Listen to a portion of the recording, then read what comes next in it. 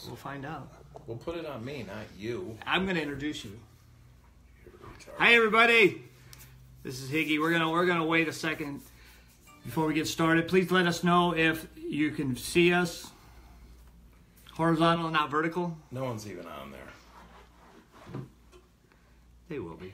Did you share it to any pages? Not yet. I want to wait and see if one person. Can you see us horizontally or vertically? Because we're using Tim's phone and not my iPhone, so I'm not sure how it's gonna. I have an iPhone. Oh, you have an iPhone, so we're good to go. Hi, everybody. Welcome to the Survivor Series. I'm with Mr. Tim Ryan, author of From Dope to Hope, and founder of a Man in Recovery Foundation, and a highly sought out motivational speaker, public speaker. I just want to say a few words in introducing him. I've known Tim for about 3.5 years now. You know, we've gotten close over the last couple years, and I've had the opportunity to get to know him. I was able to spend 7 days in his home in Naperville because I wanted to learn, you know, how to do an intervention, what he actually did, you know, on a day-to-day basis. And let me tell you, this man has 2 phones that never stop ringing, and he's go from 6 o'clock in the morning to 9:30 to 10. He's in bed because he's done, because his day is so full, and he rarely misses a phone call. He always responds to me, if not right away. He's a lot busier than when I first, you know, met him and started conversing. He's been a huge influence in my life and role model for me, and he supported me through all the ups and the downs. He's a good dude. He really is. And the reason I support him so much is because I've seen what he does on a daily basis, the interventions he does on his own time, his own money, the family support groups that he runs, the meetings with the community officials, public officials, the citizens of his area. You just told my whole story. I'm not. Oh, shut up. Now I lost my train of thought, but I just know he's genuine and he's real, you know what I mean? And with all the crap that's going on social media, you got to watch who you put your support behind and who you trust. And I trust him implicitly because I know he's doing the right things for the right reasons, okay? And with that, I'm going to bring you Mr. Tim Ryan from Dope to Hope and the Man in Recovery Foundation and A&E reality star. Documentary. Hey, I'm Tim Ryan, grateful recovering alcoholic and drug addict. Grateful to be here. Grateful to be out of Chicago. Minus 13 when I left. 70 degrees here now, I think. You know, I'll just get right to it. You can turn the volume down on that, Higgy. This guy's a multimedia mogul. Not terrorist. I don't need to go through my whole drunkalogue. I struggled with addiction my whole life. 14 years old drinking, 15 doing cocaine, college acid, ecstasy, magic mushrooms, crystal methamphetamine, you name it, I did it. I was a walking garbage can. Rehab at 21, and then in and out of the rooms for the next 28 years. It took me to overdose while driving and hit 2 cars and almost kill 4 people December 16th of 2010. And prior to that, I went to prison in 2008 for driving on revokes. I had struggled with alcoholism and cocaine predominantly for 20 plus years of my life. I'd been clean a little bit over a year. I went to meetings, but I'm the guy that thought I could get sober through osmosis.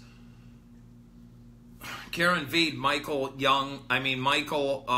Leon has not lost the 2 more pounds, so when he does it, then I'll quit smoking. So until then, I don't want any smoking comments. Get it, Karen. Thanks, Karen.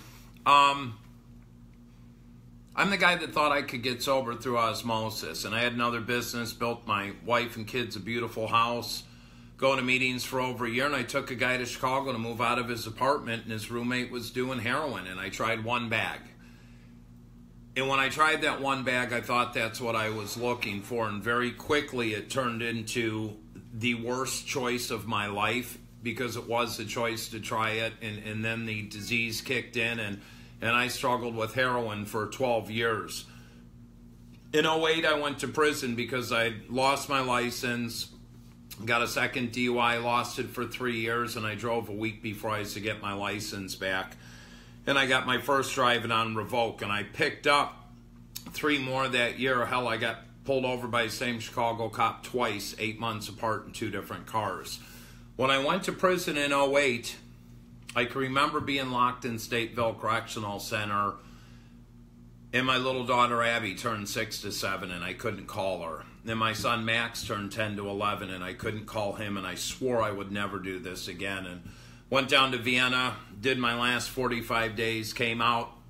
My wife Shannon sat me down and said, Tim, you know, while you were in prison, I applied to go to nursing school, and she won a full-ride scholarship. She was top of her class, and I can remember telling her she didn't need to work. I made plenty of money, and she said, Tim, the way you're living, you're going to end up in 2 places. You're going to end up dead, or you're going to end up back in prison, and we have 4 kids to take care of. And she was right. You know, 3 weeks later, I went right back to doing heroin, started an executive search firm. Making money was easy for me. Managing it, saving it, was a whole different concept. My dad always had a philosophy: you make interest on your money, you don't pay interest, pay yourself first. No, I live for today, I live for the moment, and I'll worry about all that other stuff. And then on December 16th of 2010, I overdosed while driving, hit 2 cars, and put 4 people in the hospital, one being a 9-month-old baby. They had to administer Narcan 4 or 5 times to me. Without Narcan, I would be dead. I can remember being in jail for a week, getting out. My wife, for the umpteenth time, picking me up at 26 in California in downtown Chicago at the police station or the county jail, and Shannon and I drove home. Not a word was said. We pulled into our garage, went into my home office, and of course I said, you know, I'm sorry. And she looked at me and she said, Tim, you're sorryed out. I don't want to hear your sorries anymore. And she was going up to go to bed. And I had asked her, I said, do you know where my glasses are? Because when the airbag went off, my glasses were lost. I'm blind as a bat without them. She said, your glasses are on the desk. Your coat's in the closet. And as she walked away, she said, oh, good job, Father of the Year. You do know all the kids' Christmas presents were in the back of the van hidden, and half of them are missing. I don't have money to buy the kids any new presents. She went upstairs and went to bed, and I went right to my closet, opened up my coat pocket, and there was all the heroin the cops didn't find. And I went right back shooting dope, because that's what people lost in addiction do. I can remember that Christmas morning, after the kids opened what gifts they had, I hopped a cab to Chicago to buy more heroin. I went and retained the best lawyer, ultimately gave him over $30,000, and said, let's beat this bitch. And he looked at me and he said, Tim, we're not going to beat this. You're going back to prison. It's just a matter of for how long. We fought my case for 21 months. In the midst of fighting that, about 3 months into fighting my case, I knew I was going back to prison. I wanted to die, but I didn't want to kill myself by blowing my head off or slitting my wrist. But when you're doing 5 grams of heroin a day and drinking a gallon of vodka, you're going to die. You have a death wish. My body was starting to shut down. And about 3 months into fighting my case, I was profusely sick. My 17-year-old son, Nick, walked in the bathroom and he said, what's wrong, Pops? And with Nick, I was not a father. I was a friend of my son. I let him and his buddies smoke weed in the basement, drink alcohol. Hell, I tripped on acid with them a few times. And Nick said, what's wrong, Pops? And I said, what do you think, you idiot? I'm dope sick. And he threw 2 bags of heroin on the counter. He said, not anymore, Dad. Today's your lucky day. So I got out of the tub and I did those 2 bags of heroin, and almost instantly I felt better. And I went in my son's room and I said, Nick, what the hell are you doing? And he said, don't worry, Dad, I'm just selling a little bit. I said, Nick, you know what this drug has done to me. You got to shut this down immediately. And he looked right at me. He said, well, Dad, you're a successful drug addict. And I said, why would you say that? And he said, well, we got a nice house. You got an office in the Wrigley building. You make a good living. In my son's delusional mind, because I functioned, he thought I was successful. 3 months later, we started doing heroin together. I didn't start him on it, but he followed in my footsteps, and once I found out he was doing it, we started doing it, and the next year, Nick became my partner in crime. That's how my son and I bonded, was doing drugs together, doing drug runs, absolute insanity. On October 30th of 2012, after 21 court appearances, Judge Wattis at 26 in California sentenced me to 7 years in the Illinois Department of Corrections. And here's how sick in my mind I was. I knew I was probably going to prison that day, and Shannon and my daughter Abby dropped me off at the train, and I said, if I don't call by 10 o'clock, they're taking me. And Shannon's like, don't worry, you'll be home. You say that every time. We'll get a pizza. And I called my dealer, and I got 5 grams of jabs of heroin, which is about 14 bags in each jab. And he told me to meet him at his house, and I'd never been there. And I can remember that poor cab driver. I'm sorting all these bags of heroin. Well, long story short, when they sentenced me, I brought 50-plus bags of heroin into Cook County Jail with me. And when I did that, I went in. I just didn't want to get sick. In Cook County Jail, you can see a doctor. They'd give you some medicine, and I don't really remember much of it. Fast forward to when I was in prison, I was telling my cellmate this story, and he said, you did what? And I told him, and he said, you know that carries a 15 to 45-year sentence, first offense? He said, a nice white middle-class businessman like you would have got 25 years at 85%. And that was God looking out for me. I just didn't know it at the time. When I went to prison the second time, I was in NRC, Stateville Correctional Center, and that's where I had my bottom. I defecated and vomited myself for 2 weeks straight in that cell. I did not sleep a wink for 30 days. In that cell's where I looked up, I said, God, higher power, whatever's up there, please take away this obsession and compulsion to use, and I swear I will turn my will and life over to you. And please let me get into Sheridan Correctional Center. And the next day there was a brown bag dropped in front of my cell, and I was transferred to Sheridan. In Illinois, there's 28 prisons. There's 2 drug treatment programs. And by the grace of God, I got into Sheridan. I promise you, when I walked into that prison, I was the happiest person ever to walk into the Illinois Department of Corrections, because I knew it was over. Even though they gave me 7 years, I got 3 for my 3rd DUI, 3 years for my 5th driving on revoke, and 1 for the spoon and syringe they found. It says 7, but you only do the top number, so I only have to do 3 years. In Illinois, they instantly cut it in half, so I'm going to do a year and a half, and I didn't realize, being in Sheridan, that you get good time too. I ultimately did 13 and a half months, but the God moment started to happen almost instantaneously. I don't share this story a lot, but once I got on deck, I had this crazy cellmate, Quelo, and I wanted nothing to do with this guy. And we go out in the day room, and we had these Smurf outfits. And we come back to the cell that night, and he's got 24 noodles, write-outs. And he said, here, Tim, half's yours, half mine. And I'm like, how'd you get all this? He's like, dude, I'm plugged. I'm a gang chief. I'm taking care of you, my cellie. So we had food right out of the gate. And a couple nights later, we only had an hour and a half a day room for the first 30 days. Otherwise, you're locked down in your cell. And we're in day room, and I see this Puerto Rican gentleman. I went up to him, and I said, I know you. And he said, you don't know me. Get away from me. And about 10 minutes later, I went up to him. I said, I do know you. Cook County Jail, 2002. You ran the deck. You're the guy that brought all the drugs in. He said, me and you did ecstasy together. He said, I let you borrow my cream. And it was for my dry skin, you freaks. But that gentleman had been locked up the entire time, basically, of my heroin addiction. He was in for an attempted murder. He did 2.5 years in Cook County. He did 12 years down at Shawnee and was transferred up for his last 2 years. And what that showed me was, if I keep walking the path I was walking, I'm going to start getting double digits. 2 weeks later, I went over to the school building. And I knew the CO. We used to skydive together out at Skydive Chicago. And he told me, he said, Tim, don't tell anybody you know me, because they'll kick you out of here, and it's a good place. When I finally got to I went to another building for 30 days and I got to my final destination. And that's when I walked into my cell and there's this big black guy sitting on the bunk reading a AA Big Book. And I walked into the cell and I said, "Hey man, how you doing?" He kind of looks up at me and he says, "Hey Whitey, you into recovery?" I said, "Yeah, why?" He said, "Because if not, brother, you're not coming in this effing cell because that's all we do in here." I said, "I'm into recovery." He said, "I'm Big Perk, nice to meet you." I said, "I'm Tim, nice to meet you." And he said, "Tim, I think I'm going to call you Powder." I said, "You can call me whatever you want."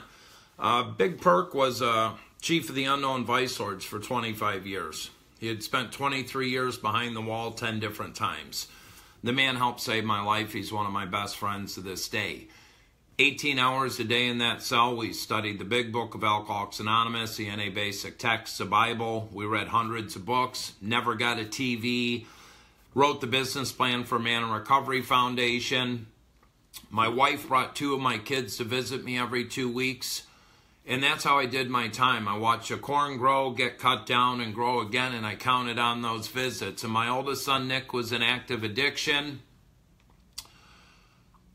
That beautiful house I built my wife and 4 kids was lost in foreclosure while I was in prison, so Shannon had to pack up our kids and move to her mom's house, a 2-bedroom townhouse. My 3 boys lived in the basement. Shannon and my daughter Abby shared a room. Mary had her room. My wife divorced me in prison after 18 years of marriage, 20 years together. Best decision she ever made. But she still brought 2 of the kids to visit me every 2 weeks. And to Shannon Ryan, I'm indebted to that lady for the rest of my life. When I got out of prison, I walked out for the first time in my life 13 and a half months clean and sober. Shannon picked me up. Drove me to my town. Actually drove me to get my dog Cabo first. Missed that damn thing. I had to put her to rest this summer. And then took me to my townhouse I had in downtown Naperville for 3 years. Her and my mom secured it for me. All our furniture from our house was in there. My mom had paid the rent for 3 months and said, "You're on your own." And the reason they got me that was here, 16 and a half years later, I still do not have a driver's license at 49 years old. I'm in the midst of petitioning to get my hardship license. 4 more years, my license will be fully reinstated. Believe me, driving is a privilege, and I took everything for granted. Shannon brought all our kids over that night, Nick, Max, Tanner, and Abby. We all had Portillos. Cabo was there, and that's the last time I was together with my former wife and 4 kids as a family.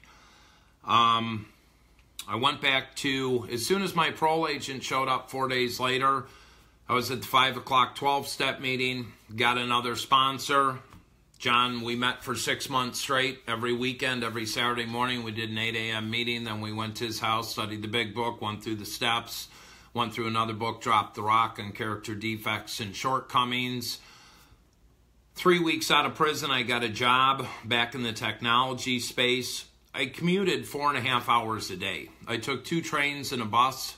It was about 2 hours and 15 minutes to work and 2 hours and 15 minutes home. If I had a car, it'd be about an hour drive due north. But due to the situation I was in, I had to be willing to go to any length, and that's what I did. And I was back every night, and I could walk to the 8 o'clock 12-step meeting, which I did.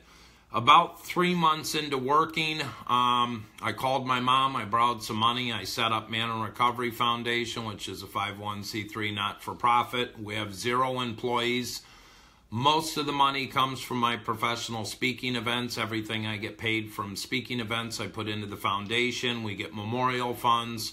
We have some donors, and we use that money to pay for indigent people to get into long-term programs out of state. Not the place I work for, which is Transformations. So don't get that twisted. And we pay for people to get into sober homes. My oldest son, Nick, was in active addiction, about 19 months sober. He was back in treatment for the 6th time. And I went and met with Nick. We talked every day.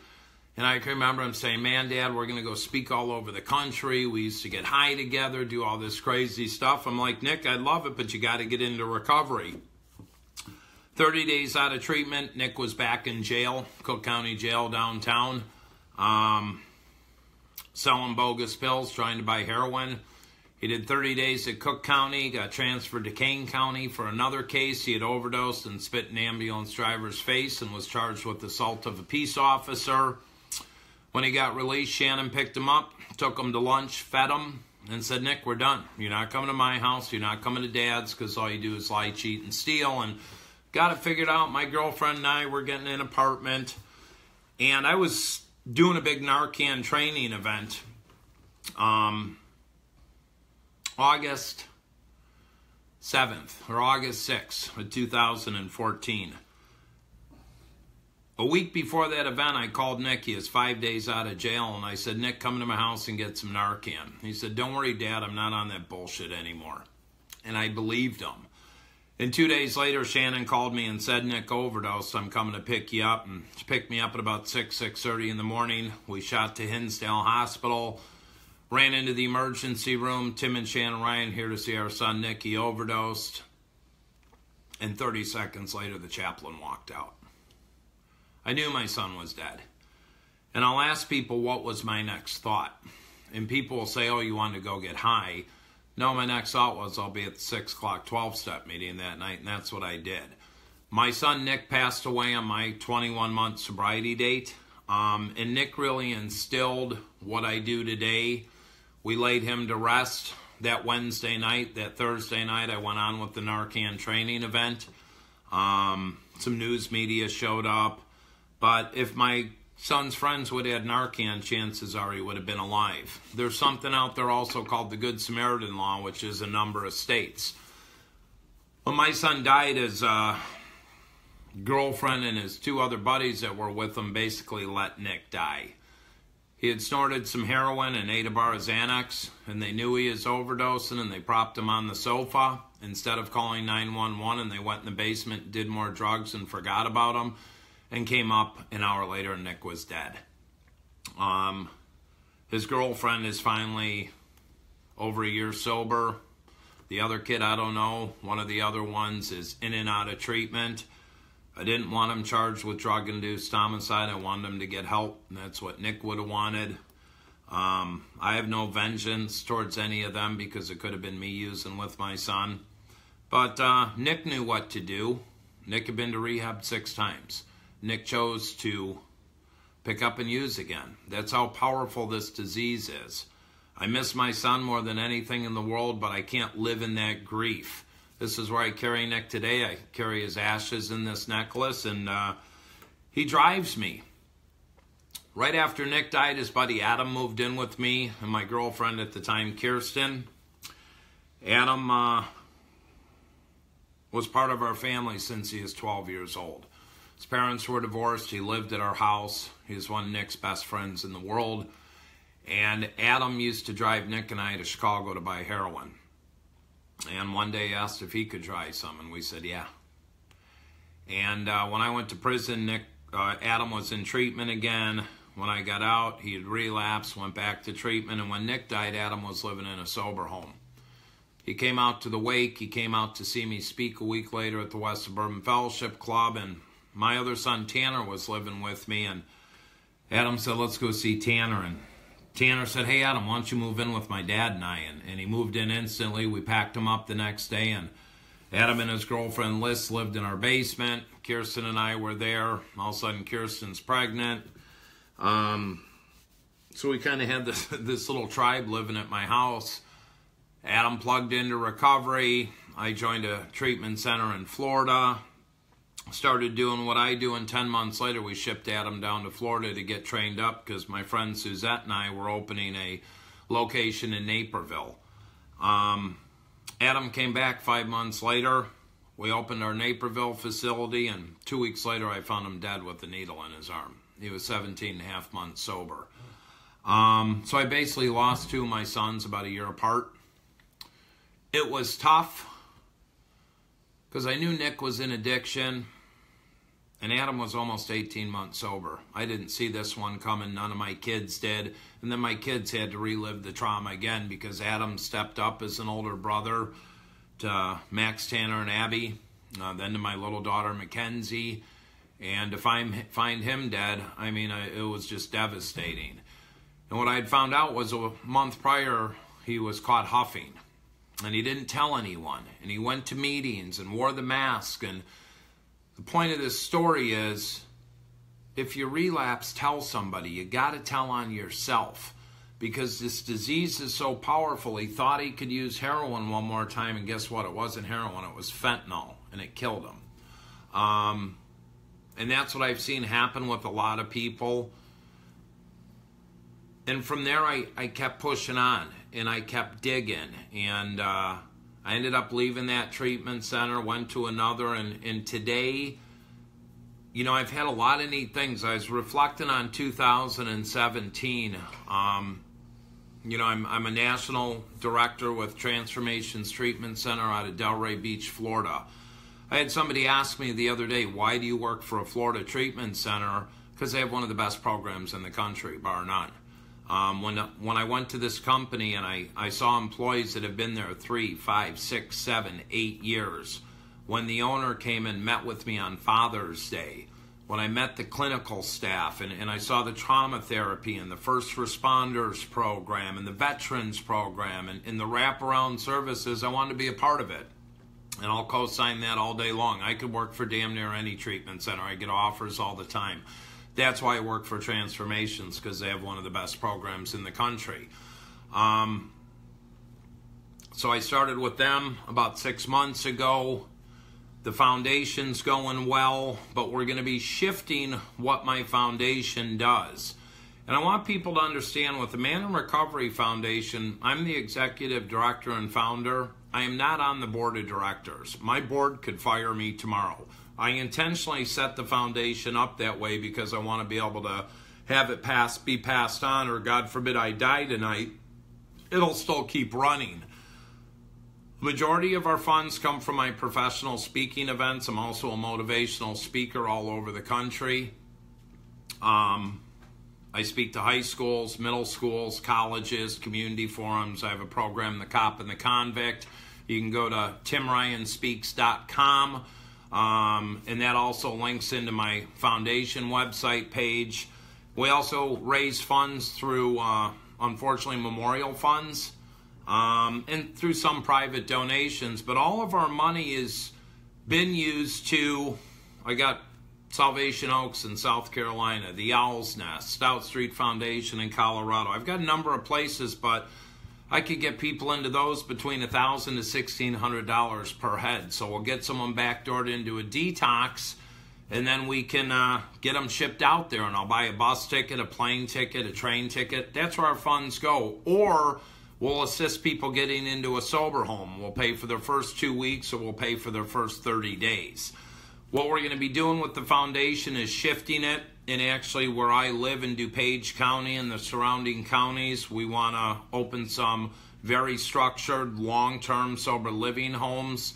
Maybe get a farm to where people can actually come for 18 months, but they can be partnered with organizations to where they can learn true job skills and trades. We're working with a company now that's doing a sprinkler installation where somebody can start out at $10 an hour. Within 4 years, they'll be making a minimum $60,000 to $70,000 a year. We've got some other organizations we're partnering with, have case managers on site. But that's the way we're shifting the foundation. I'm also an advisor to rehab.com, which is the only transparent website out there that is not owned by a treatment center. I do not get paid from rehab.com. I have no equity in the company. I just believe in what they do. So I do a number of things, but you know what else you have to be a survivor in? Is in life.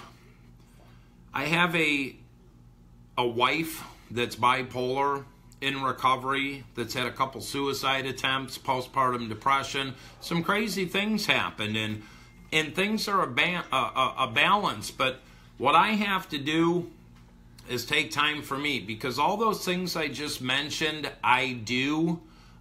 That's my job. Has nothing to do with my recovery. I still attend 4 12-step meetings a week. I still have a sponsor, and I sponsor at least one person. And the person I sponsor is an alcoholic, because that's what I am first and foremost. I'm an alcoholic. I just like to do drugs. So the speaking, working for Transformations, a Man in Recovery Foundation, rehab.com, that's all my career. That's my job. But I've had some other cool things happen. I had the docuseries come out on A&E. I published a book, From Dope to Hope, A Man in Recovery. You can get it on Amazon. I think my buddy Higgy gave a bunch of them away today. I get a lot of news. I get a lot of press. And I don't care about that. What I want is the stigma dropped, and I want people to know there's hope out there. If I can be over 5 years clean and sober, anybody can. But damn it, you got to work for it, and you got to put forth some effort. As I started doing things, the arrows started getting shot at me. Because it's really crazy in this space. There's a lot of jealousy. There's a lot of hatred. I've had people say, we got to come together. You can't come together because there's too many effing egos out there. So I stay in my lane and I do Tim. And I do what I'm good at. I don't act like I know all this because I don't. But I surround myself with people I can learn from. Suzette Papadakis, one of the top therapists, in my opinion, in the country, let alone the world. She's my mentor. There's a lot of other people I have that aren't in the treatment space that I use as mentors and advisors. You have to have this. Because if I'm just taking my direction from some people on Facebook or a bunch of people 3-4 months sober, you're dead in the water. I hang out with the winners and I hang out with people I want to learn from, and you have to remain teachable. And if you fall, get off your damn ass and pick yourself back up. But quit making excuses, because I'm the one guy that will not co-sign any of your bullshit. Will not happen. Because I was the best con artist BSer in the world, and I'll give you the shirt off my back, but you got to put forth some effort to want to change. God almighty, what else has happened? You know, last week I was at my 121st funeral, 3.5 years. Good buddy of mine, Matt Dale, passed away from an overdose, and that was another one that hit me hard because I talked to him 2 days prior to him dying. And then the next morning, my buddy Adam Graves passed away. And what do I see happens? People get clean, they get into recovery, they never really work the steps, they get a girlfriend, they start working, they quit recovery, something happens and they go back and use and they die. That's just all there is to it. You have to put recovery number one. It has to be the most important thing if you want to be a survivor in this game of life. I got a life beyond my wildest dreams today. I'm afforded the opportunity to be able to come down to Florida, to work with a great treatment center, to visit all the clients I have, to do things like this with my buddy Robin, to travel all over the country. But I also have to have self-care and balance. The past couple days has been me and my little daughter, Mackenzie. And I commend all the mothers out there. 2 days with the 2-year-old kid, just me, myself, and I. It's a lot of work. So I like to be able to travel and do what I do. But there is hope out there, too. Anything else we need to touch on, Higgy? Upcoming... God, if you want to see what I've got coming up, I got a bunch of stuff. Go to my website, timryanspeaks.com. There's a calendar. I'm going to be in Texas, Wisconsin. I got a bunch of things that aren't on there that are getting put on there. But there's hope out there. But stay true to yourself and stay in your lane. Don't believe everything you read. Get to know people. Try not to judge people. There's a lot of judgmental people out there. And learn to love yourself first. You can't love anybody else if you don't love yourself. Transformation saved my life. Cindy, that's awesome. It's great to hear. And no, I don't just put people in transformations either. If you're not a fit, you're not coming to my center. We'll refer you out or I'll get you the right place. But if you need help, reach out. You can find me on Facebook, From Dope to Hope, a Man in Recovery. You can message me, Tim Ryan, Naperville, Illinois, www.amirf.org, Transformations Treatment Center. Believe me, you can find me if you want the help. Reach out. Have a great day. Stay grounded in your recovery, because everyone out there is a